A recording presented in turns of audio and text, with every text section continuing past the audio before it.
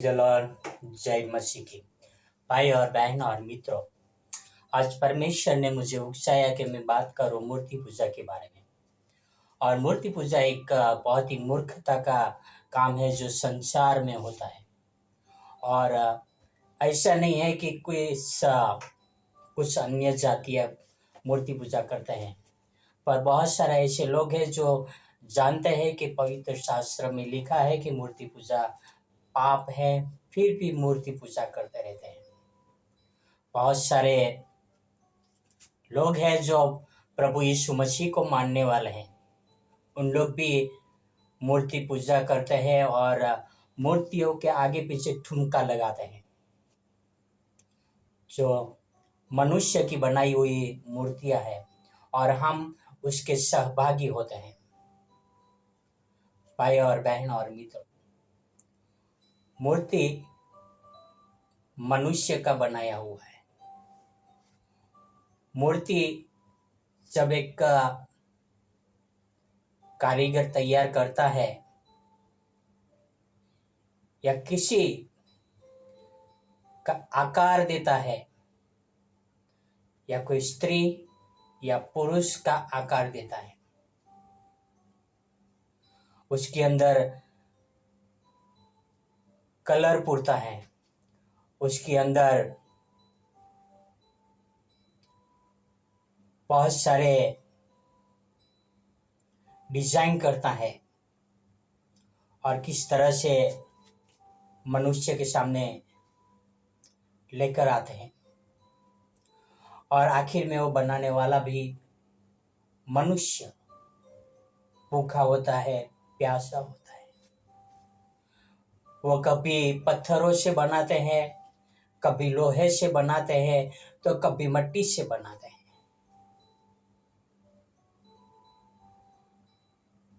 वही मिट्टी जो अपने लिए घर में ईंटें बनाकर भी इस्तेमाल करता है, वही मिट्टी जो एक देवी देवताओं को मूर्ति बनाने के लिए इस्तेमाल करते हैं, वही सोना अपने गहनों के लिए भी इस्तेमाल करते हैं और देवी देवताओं की मूर्तियां बनाने के लिए इस्तेमाल करते हैं। कुछ लोग हैं लकड़ी की मूर्तियां इस्तेमाल करते हैं, कुछ लोग हैं पेपरों में यानी कागजों में चित्र बनाकर तस्वीर तैयार करते हैं। पर आखिर वो तस्वीर होती है किसकी? सिर्फ और सिर्फ मनुष्य की। एक चित्रकार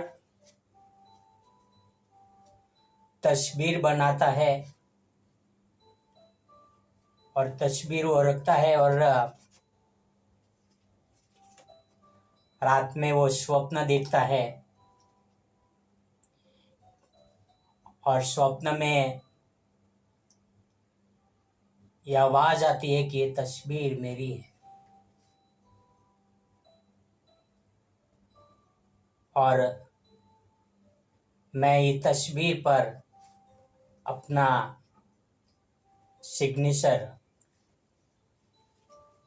करके देता हूँ। और आज कल दुनिया में उस स्त्री की बनाई हुई तस्वीर को लोगों ने मूर्त में बदल डाला और लोग उसकी भी मूर्ति पूजा करते हैं, उसके आगे पीछे नाचते हैं।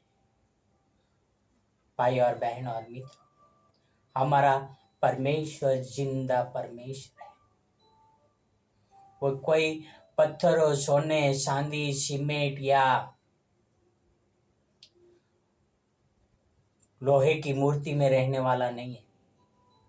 वो परमेश्वर जीवित परमेश्वर है। वो हमारे मनों में, हमारे दिलों में रहने वाले परमेश्वर है। क्या आप परमेश्वर को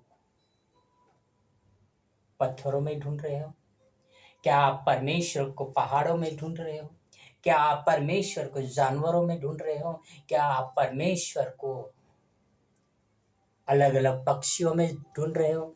क्या आप परमेश्वर को पहाड़ों में ढूंढ रहे हो? क्या आप परमेश्वर को पेड़ों में ढूंढ रहे हो? भाई और बहन और मित्रों, परमेश्वर कोई ऐसी चीज नहीं है कि आप उनको पहाड़ों में ढूंढेंगे और आपको मिल जाएंगे। परमेश्वर जिंदा खुदा है, वो आपके इर्द गिर्द है, आप से दूर नहीं है। पर परमेश्वर को जो कोई मूर्तियों में ढूंढता है वो मूर्खता करता है। पवित्र शास्त्र क्या लिखता है उसके लिए? आओ हम पढ़ते हैं यशाया 44 में 9 से लेकर 13 तक। यशाया 44 वर्स 9 to 13।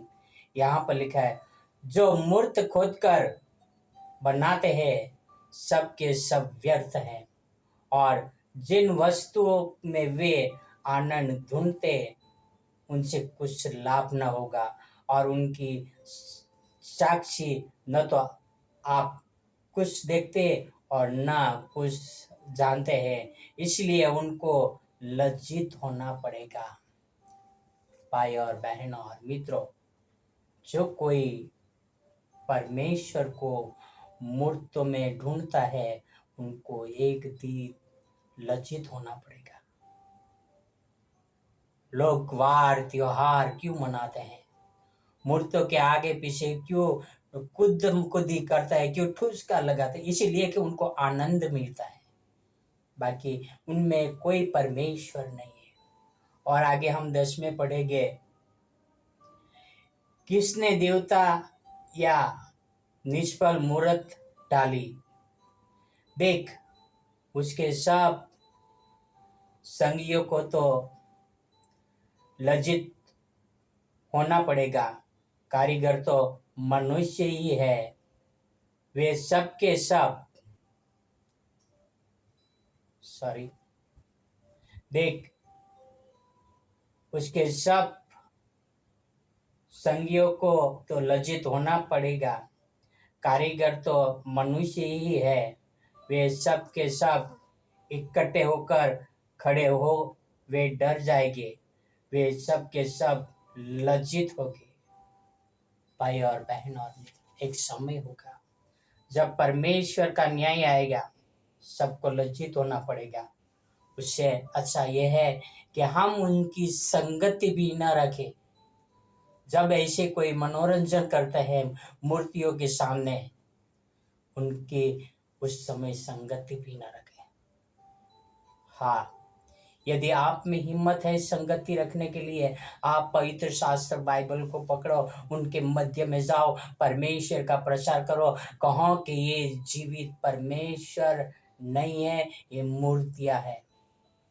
भाई और बहन और मित्र, कुछ साल पहले की बात है और मैं अपनी जेब में कुछ कार्ड लिया चर्च का, और नवरात्रि के समय में पूरी रात भर घूमते रहा ताकि लोगों को परमेश्वर के बारे में बताऊं।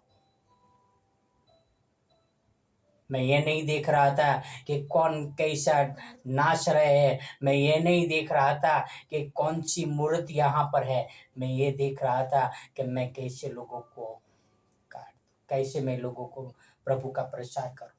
भाई और बहन और मित्रों, क्या आप उन मूर्ति पूजकों के साथ में नाच कूद कर रहे हैं, या आपको दुखी महसूस होते हैं? आओ वचन 12 और 13 में पढ़ते हैं, लोहार एक बछुला अंगारों में बनाता और हथौड़े से गढ़कर तैयार करता है, अपने भुजबल से वह उसको बनाता है, फिर वह भूखा हो जाता है और उसका बल घटता है, वह पानी नहीं पीता और थक जाता है। बढ़ई सूत लगाकर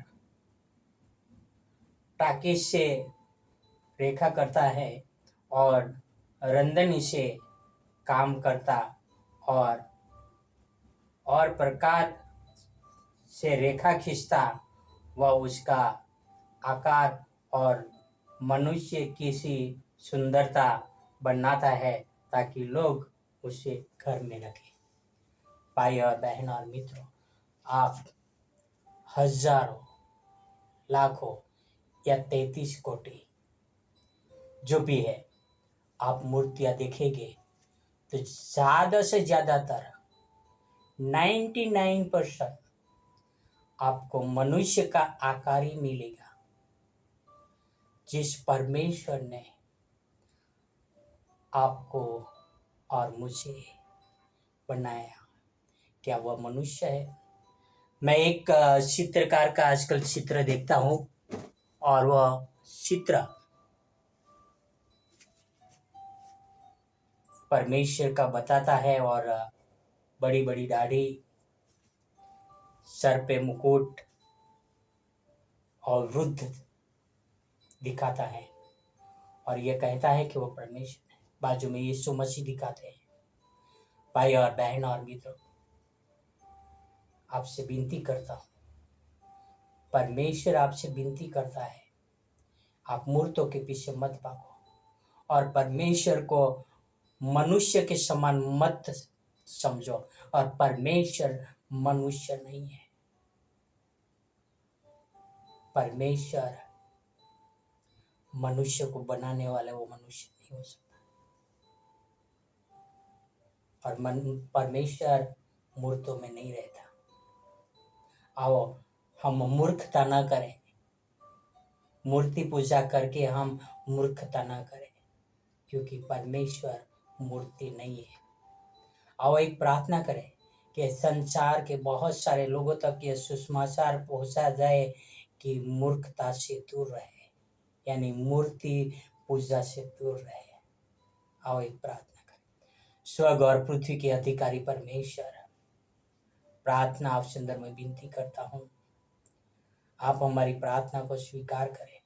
हर प्रकार की मूर्खता से जो मूर्ति पूजा करते हैं उन लोगों के लिए विनती करता हूँ, आप उन्हें छुटकारा दे और उनको क्षमा करें, मदद करें पिता, ताकि वो मूर्खता से बाहर आ सके पिता। हम उनके मूर्खता में सहभागी न हो, हम उनको आपके वचनों की ओर, आपके प्रेम की ओर ले आए पिता। ये आपसे प्रार्थना, आपसे विनती करता हूँ, आप हमें वो सामर्थ्य दीजिए, आप हमें वो शक्ति दीजिए पिता। ये आपसे प्रार्थना, आपसे अंदर में विनती करता हूँ। ये सारी प्रार्थना मेरे उद्धार करता प्रभुओं का प्रभु यीशु मसीह के नाम से करता हूँ। आमीन, आमीन, आमीन। God bless you.